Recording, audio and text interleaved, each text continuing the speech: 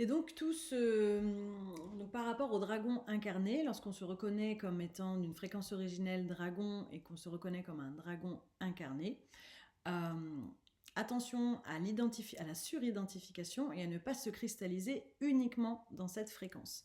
Comme toute chose, c'est comme quand vous reconnectez avec des liens karmiques ou avec des histoires en fait de votre âme. L'idée c'est ok, j'intègre l'information, donc ça va passer par une phase où j'ai besoin de m'identifier et de ressentir pleinement cette énergie. Et ensuite, qu'est-ce que j'en fais dans mon quotidien? Comment je fais descendre cette information spirituelle dans la matière? Comment en fait je vais manifester cette énergie? Voilà, ça après c'est chacun qui va voir comment on va créer ça. Qu'est-ce que ça me permet de faire? Qu'est-ce que ça me permet de manifester? Comme je vous disais, moi pour ma part, je vois que quand je fais des soins, quand j'œuvre avec l'énergie des dragons, c'est très rapide, ça va beaucoup plus vite que si je travaille avec d'autres énergies. Voilà, parce que j'ai cette affinité. Et je vois également que ça me permet d'équilibrer, ça me permet d'aller voir des choses très profondes à l'intérieur de moi et de plonger en fait dans mes profondeurs et ensuite de pouvoir trouver la sagesse, la lumière à l'intérieur, voilà, en passant par cette énergie-là. C'est beaucoup plus facile pour moi. Donc je passe par cette énergie-là tout simplement. Je vois effectivement que j'ai des affinités avec d'autres personnes qui s'identifient également à cette fréquence, qu'on porte un petit peu souvent les mêmes blessures et aussi les mêmes, entre guillemets, je ne sais pas si on peut parler de qualité, mais manière d'être, on va dire, des choses assez similaires. Donc c'est aussi chouette d'avoir l'impression de retrouver comme une famille d'âmes en fait, hein, voilà, une famille sur Terre. Mais ensuite, voilà, attention à ne pas se suridentifier. Moi, avant de reconnecter avec l'énergie des dragons, en fait, je me suis connectée d'abord à ma fréquence archange et à ma fréquence féerique en tant que fée, et aussi elfique. Donc, c'est hyper intéressant parce que l'âme, avant de s'incarner, elle va traverser plusieurs portails. Donc, on a une fréquence originelle avec laquelle on est véritablement en affinité profonde, comme si c'était le noyau de qui nous sommes. Et ensuite, on va passer à travers différents filtres, entre guillemets, et faut pas oublier qu'on est multidimensionnel. Donc, en tout cas moi dans mon chemin aujourd'hui, ce que je crois, c'est qu'on a la multidimensionnalité à réintégrer, c'est-à-dire toutes les fréquences de l'univers. Donc par exemple la fréquence voilà, humaine d'abord pour commencer, la fréquence féerique, la fréquence elfique, la fréquence draconique, la fréquence archangélique, la fréquence des Elohim, la fréquence stellaire, la fréquence galactique, etc. etc.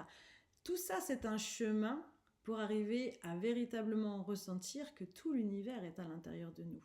Quand on médite avec l'intérieur de soi, quand on regarde notre corps, notre matière, on peut véritablement ressentir qu'en fait on est constitué de tout ce qu'il y a dans l'univers, qu'à l'intérieur de nous il y a des rivières, il y a des étoiles, il y a des galaxies, et que la porte des étoiles elle est à l'intérieur. J'avais fait une reliance avec l'archange Métatron qui lui me préconisait en fait plutôt que de partir en voyage vers les autres dimensions justement en sortant du corps, en fait c'était de revenir à l'intérieur et qu'en fait au centre de notre matrice, de notre bassin, se trouve une porte directement comme un trou noir en fait, hein, qui permet, ou par le cœur aussi, qui permet en fait d'accéder au centre de l'univers directement. Donc encore une fois, quand on prend conscience de ça, que nous sommes issus de la totalité, nous sommes une petite partie de la totalité, et en même temps, à l'intérieur de nous, il y a la totalité. Donc, toute cette reconnexion-là, elle va permettre d'équilibrer toutes ces fréquences. Mais si je m'identifie que au dragon, quelque part, je vais rejeter aussi toutes les autres et je vais m'empêcher de me relier véritablement avec tout ce qui est. Or, le but, c'est justement de ramener toutes les parties de nous à la maison pour être dans l'unité et véritablement incarner qui nous sommes. Et, voilà. Et après, bien entendu, qu'il y a forcément une fréquence qui est dominante par rapport aux autres, voilà, peut-être avec lesquelles on a beaucoup plus d'affinité. Mais voilà, sans se suridentifier à une seule énergie. Moi, je vois quand il y a un moment donné, je me suis identifiée beaucoup avec l'énergie des dragons. Et en fait, j'ai reçu un soin où il me disait non, mais t'es humaine avant tout. Faut pas oublier ça. Et souvent, on a tendance à fuir par rapport, avec leur énergie. On veut rester que avec eux parce qu'on est tellement bien, il y a tellement d'amour, il y a tellement de bien-être. C'est hyper agréable en fait. Mais on peut être tenté en fait d'en oublier qui on est en fait. Et se rappeler notre personnalité est tout autant importante que l'être divin que nous sommes, parce que si l'être divin que nous sommes nous a fait nous incarner et devenir qui nous sommes, c'est aussi pour qu'on aime cette personnalité-là et qu'on, sans nourrir d'ego, mais qu'on lui apporte tout le soin dont elle a besoin. Donc c'est-à-dire que la petite Laurence, pour moi, je parle pour moi la petite Laurence, elle est autant importante que la grande Laurence divine. C'est-à-dire que vraiment le jeu, c'est d'équilibrer. C'est-à-dire que je ne vais pas laisser le petit moi prendre le dessus et contrôler ma vie. Je vais essayer d'avoir un canal de plus en plus clair, je vais tendre vers la clarté et la clarification pour laisser descendre l'information du grand moi divin vers ma personnalité et l'humaine que je suis, la petite humaine que je suis, qui bien sûr n'a pas accès de la même manière que l'être à l'immense champ de conscience et à l'infini des possibles, bien entendu. Et cependant, j'ai aussi beaucoup d'amour et je fais descendre l'amour et la douceur, la bienveillance vers cette humaine que je suis, puisque c'est elle en fait qui est en train d'agir dans cette interface, dans ce jeu dans lequel nous sommes au quotidien, et donc qui a besoin d'amour, qui a besoin d'attention. Et si en fait vous passez votre temps à être uniquement branché avec des énergies, on dirait multidimensionnelles, draconiques, archangéliques, etc., en ne nourrissant l'amour que pour ces fréquences-là, vous oubliez votre petite personne qui a aussi besoin de soins, d'attention, et qui, elle, fait le boulot, en fait. C'est quand même elle qui fait le boulot. À un moment donné aussi, elle a besoin d'intégrer ça. Donc, c'est tout un équilibre. C'est un jeu de va-et-vient entre le petit moi et le grand, pour faire descendre, encore une fois, dans la matière, donc dans la personnalité, tout ce qu'on apprend quand on va de l'autre côté, quand on va dans la multidimension. Voilà, donc je pense que là déjà c'est pas mal tout ce que je vous ai partagé. Donc voilà, pour moi aujourd'hui, la fréquence du dragon, quel est l'intérêt? Ah oui, le dragon intérieur, j'en ai pas parlé non plus. Donc également, on peut voir dans le livre d'Araya, le dragon, The Dragon Within, il y a vraiment l'éveil du dragon intérieur qui peut ressembler un petit peu à l'énergie de la Kundalini, qui est reliée à la Kundalini, mais qui n'est pas exactement la même chose, et qui en fait permet de réveiller des circuits énergétiques reliés au dragon, d'équilibrer les éléments en nous, l'interdimension et la fréquence stellaire. Donc il y a tout un travail de réveil du dragon intérieur. Alors, est-ce que le dragon intérieur, c'est la même chose qu'être un dragon incarné? Pour moi, non. Pour moi, le dragon intérieur, c'est véritablement la force de vie, c'est l'élan créateur qui nous permet de manifester des choses, qui peut nous protéger également, qui peut être un allié. Mais la fréquence d'âme peut être encore différente. De la même manière qu'on peut être un dragon incarné et avoir un gardien du cœur qui n'est pas un dragon. Voilà. Encore une fois, tout est possible en fait. Il ne faut pas oublier, il ne faut pas se cristalliser juste sur une seule fréquence. La dernière fois, j'ai rencontré donc en vision l'esprit du marronnier blanc. Il m'a apparu sous la forme d'un dragon elfe. Donc là, c'est une histoire que je raconte, hein, voilà, c'est ma perception. Un dragon elfe. Et je lui pose la question, je lui fais, mais t'es un elfe ou t'es un dragon? Et il me dit, je suis les deux. Et moi, je dis, c'est pas possible. Donc, je me disais, c'est moi qui invente, qu'est-ce qui se passe? Et puis, il s'est marré, et puis il m'a dit, en fait, c'est juste limité pour ta perception des choses, mais moi, c'est ce que je suis un dragon elfe, et puis point barre, quoi. Je suis les deux. Je suis pas limitée à une seule forme. Et c'est important parce que ça nous rappelle aussi que les esprits n'ont pas de forme à proprement parler. C'est-à-dire que quand vous percevez l'esprit de l'aigle, il se manifeste sous la forme d'un aigle pour vous faire comprendre qu'il apporte les qualités de l'aigle. Mais moi, j'ai déjà vu des esprits aigles se transformer en humains ou se transformer en dragons.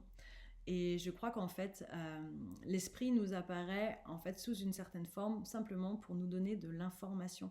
Et finalement, ça n'a pas d'importance. Et ça nous apprend également nous-mêmes à nous transformer et à ne pas se cristalliser sur une seule forme donnée. Et ça, c'est très très important parce que l'ego va essayer de récupérer. Chaque fois qu'il y a une vision, chaque fois qu'il y a une compréhension, c'est normal, hein, il va vouloir en fait contrôler ce qui s'est passé et va essayer de récupérer et de comprendre en fait. Et donc de faire tenir tout ça dans une théorie ou dans quelque chose qui est assimilable à l'ancien. Donc il faut rester très fluide en fait tout ça. Il y a dans tout ce que je viens de vous partager, en fait, il y a des ponts entre les dragons alliés, entre votre dragon intérieur, l'âme dragon, etc. Et en fait, c'est pas grave si on ne comprend pas tout, c'est pas grave si on n'a pas des messages toujours très clairs. L'important, c'est de toujours revenir à est-ce que ça me fait du bien? Est-ce que ça nourrit mon quotidien? Est-ce que ça met plus de magie, de merveilleux, de joie, de liberté, de déploiement du potentiel dans mon quotidien? ou est-ce que ça nourrit juste mon imaginaire? C'est déjà très bien. Ou est-ce que, à l'inverse, ça me maintient dans l'illusion, je sais pas trop, je suis un peu perdue, j'y comprends rien. Dans ce cas-là, vous mettez de côté puis vous attendez. Le travail avec le dragon, parce que si je peux constater, même si là ça va de plus en plus vite, il y a quand même beaucoup de personnes, on est nombreux à avoir constaté que on peut avoir des messages très forts, des connexions très fortes avec les dragons à un moment donné, par exemple pendant plusieurs mois, et puis d'un coup plus rien, pendant peut-être 6 mois ou un an, puis après ça va revenir, et c'est assez ponctuel. Bah oui, parce qu'en fait ça va suivre notre propre évolution. C'est-à-dire qu'il y a un timing, on ne peut pas avoir accès à tout d'un coup comme ça, même si par moment, moi je vois en stage, ça va très vite, on peut se connecter avec les fréquences très rapidement, mais ce qui permet ça, bien entendu, c'est le travail de groupe, c'est l'énergie qu'on va avoir mis en place, et à ce moment-là, on se donne un temps pleinement pour vivre cette reliance-là.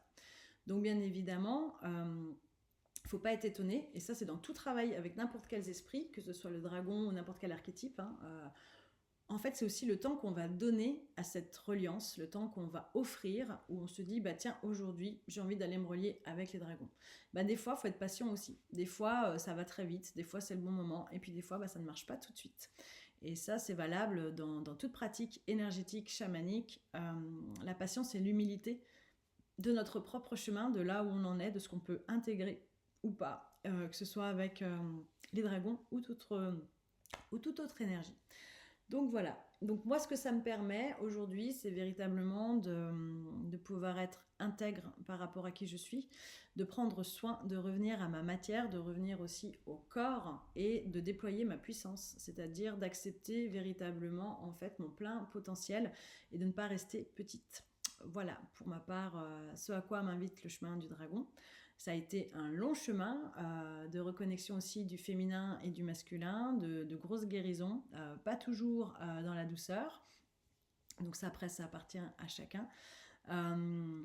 Faut pas non plus croire que donc ils sont énormes souvent, on ressent énormément d'amour à leur contact, mais c'est pas pour autant que c'est un chemin juste tout choudoudou.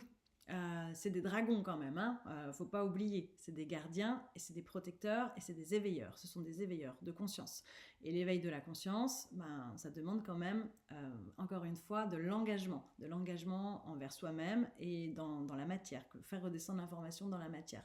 Donc quand on s'engage à œuvrer avec l'énergie du dragon, c'est sûr qu'il y a un avant et un après. C'est pas juste mettre des paillettes dans sa vie. Même si ça met des paillettes quand même, c'est très sympa. Mais voilà, ça demande véritablement un engagement envers soi, d'y aller quoi. Est-ce que vous êtes prêt à être véritablement vous-même? Est-ce que vous êtes prêt à grandir? Est-ce que vous êtes prêt à manifester la puissance et l'amour de votre âme? Quand je parle de puissance, hein, c'est pas à quel point je suis grand et je suis puissant et je suis au-dessus des autres. C'est véritablement simplement la puissance de manifester qui vous êtes et ce pourquoi vous êtes venu vous incarner sur Terre. Voilà, bon, je vais m'arrêter là pour aujourd'hui. Et puis, je vous souhaite, voilà, si vous avez des questions, n'hésitez pas à les mettre en commentaire. Et voilà, ou peut-être je pourrais faire une autre vidéo pour répondre à ces questions. Je vous souhaite une très belle journée et au plaisir de me relier à vous depuis l'énergie des dragons.